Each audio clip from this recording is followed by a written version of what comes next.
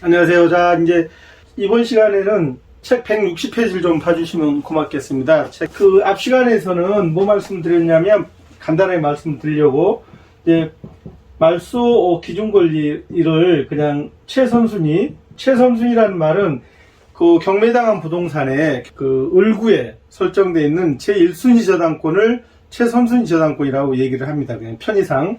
최선순위 저당권이 뭐가 된다고 말씀드렸냐면 그 경매물건에 이제 말소 기준 권리가 됩니다. 라고 말씀을 드렸어요. 이게 말소 기준 권리가 됩니다. 라고 말씀을 드렸는데, 그러면 이제 말소 기준 권리가 악강좌에서 말씀드렸는데 뭐라고 말씀드렸냐면 최선순위로 설정된 이제 저당권을만을 이제 말씀을 드렸어요. 아까도 말씀드렸지만 이제 편안하게 이해하시라고 저당권만이라고 말씀을 드렸는데 실제는 그러냐? 그렇지 않다 그 얘기세요. 그러니까 경매물건에서 말소 기준 권리 역할을 하는 놈이 몇 가지가 있다? 총 6가지가 있다 그 얘기세요. 6가지가 뭐냐면 거기 나와 있는 것처럼 일단 가장 대표적인 게 뭐다? 이제 최선순위로 설정된 이제 저당권. 두 번째 이제 압류등기. 이 압류등기는 을구에 설정되어 있는 게 아니라 갑구에 설정되어 있습니다. 압류, 가압류. 그 다음에 이제 세 번째로 이제 전세권. 이 전세권은 다시 이제 한 번 더 말씀을 드릴 기회가 있을 것 같으세요. 그 다음에 네 번째로 뭐가 있냐면 담보가등기.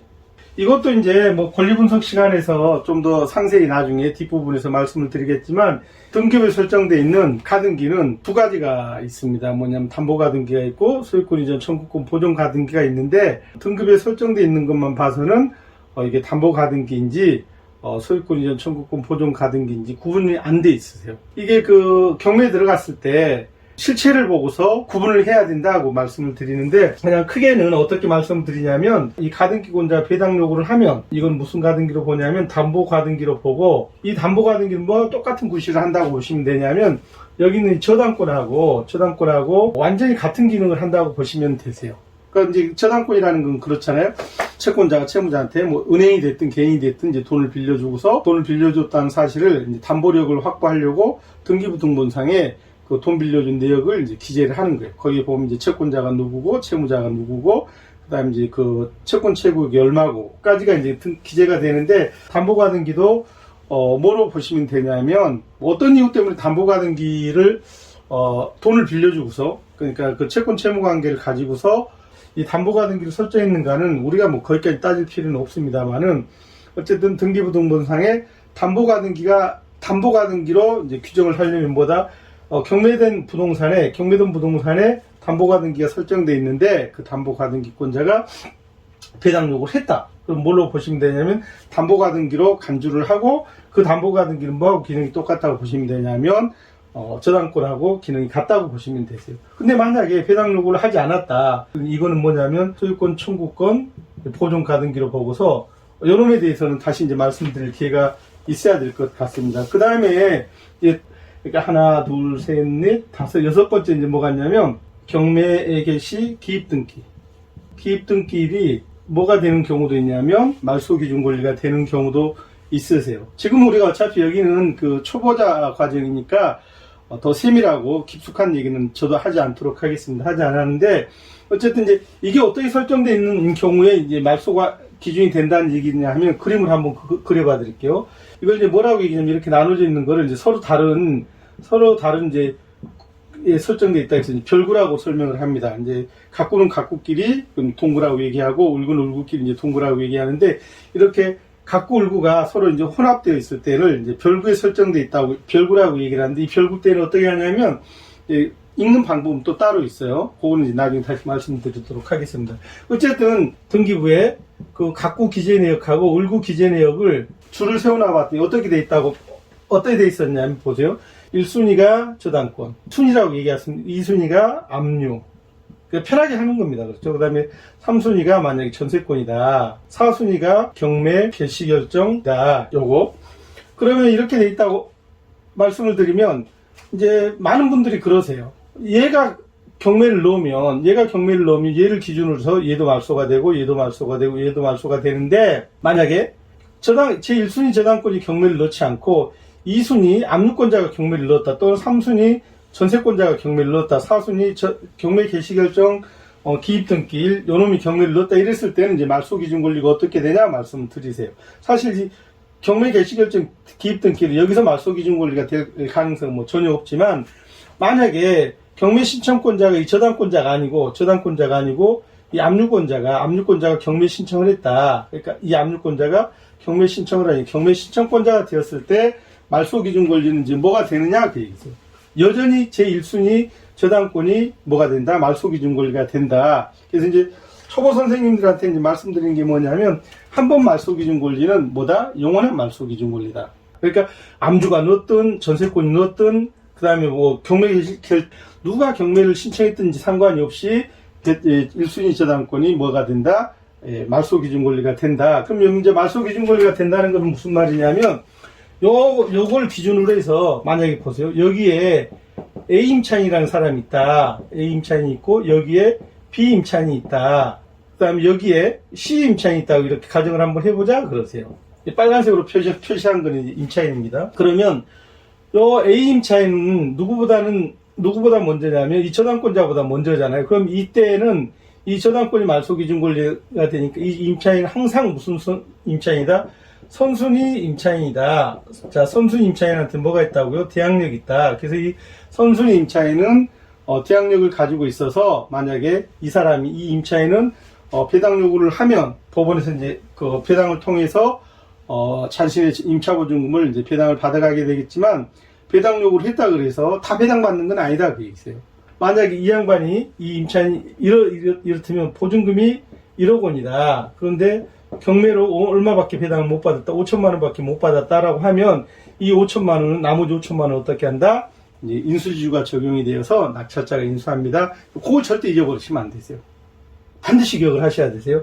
그러면 다시 그럼 두 번째, 이 압류권자가 이제 경매를 넣었다고 가정을 한번 해보자 그 얘기세요. 그러면 이 저당권자가 경매를 넣었을 때는 이 A 임차인이 대항력을 가진 선순위 임차인이라는 건 잘 알겠는데, 이 1순위 저당권을 기준으로서 얘는 후순위, 그래, 후순위 임차인은 뭐가 없다고?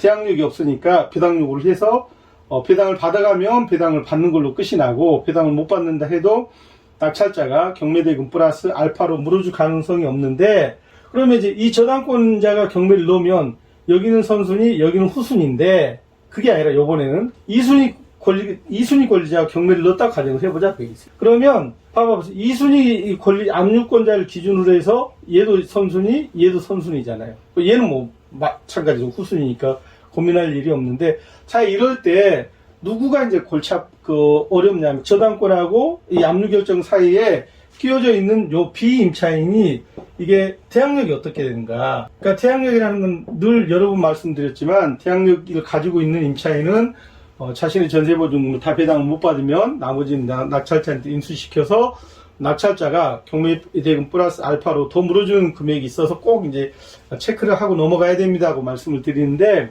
요 B 임차인이 선순위 임차인인가 후순위 임차인인가에 따라서 낙찰자한테는 굉장히 이제 그 부담의 정도가 달라진다 그 얘기세요. 그러니까 결론부터 말씀드릴게요.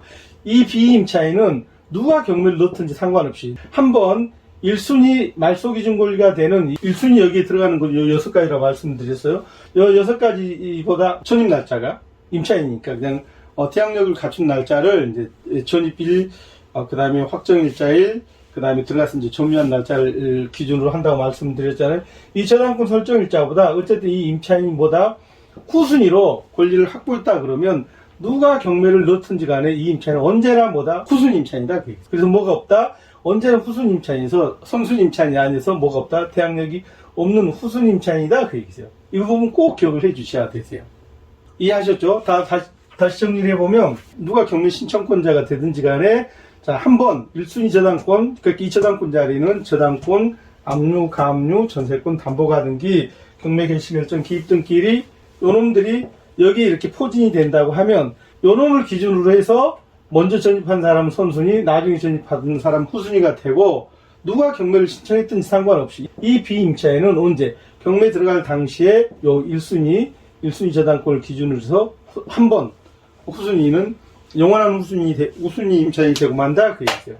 이게 왜 중요하냐? 다시 거듭 말씀드리는데, 인수주의가 적용이 되는가 안 되는가, 이제 그 부분이 중요하다 그 얘기세요.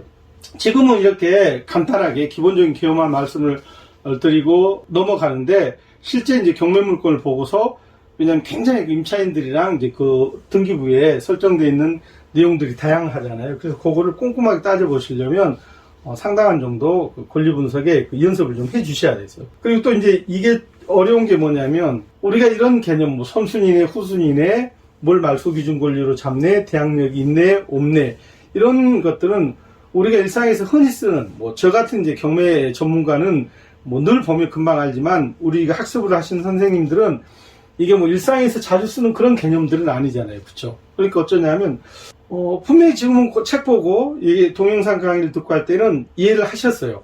그런데 많은 분들이 일주일 지나고 한 달 지나면 깨끗하세요.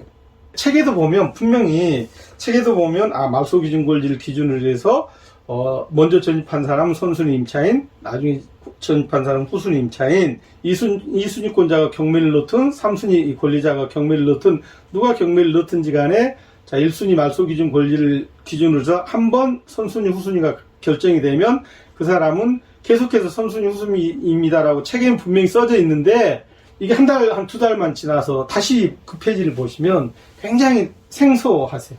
굉장히 낯설으세요.